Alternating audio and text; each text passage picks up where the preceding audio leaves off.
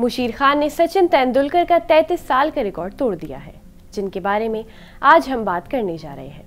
आदाब, आप देख रहे हैं आवाज़ वॉइस और मैं हूँ आपके साथ अमीना माजिद। मुशीर खान ने दिलीप ट्रॉफी 2024 के दूसरे दिन रिकॉर्ड तोड़ पारी खेलते हुए घरेलू क्रिकेट में अपने आने का ऐलान कर दिया है।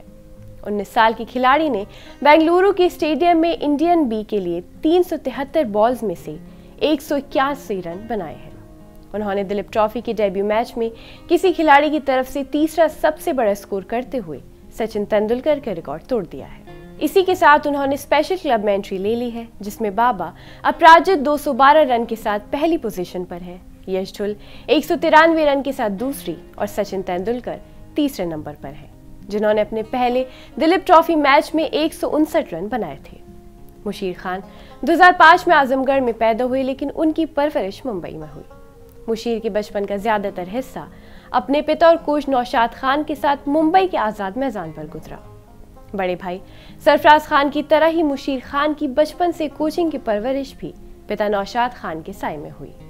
शुरुआती दिनों में लेफ्ट आर्म स्पिनर ज्यादा करने वाले मुशीर सिर्फ 8 साल की उम्र में ही कांगा लीग खेलने वाले सबसे कम उम्र के खिलाड़ी बन गए।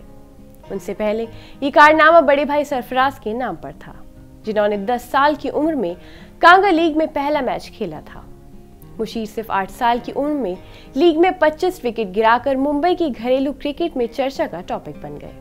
मुशीर अगर ऐसा ही खेलते रहे तो आगे जाकर भारत का नाम क्रिकेट की दुनिया में और रोशन करेंगे।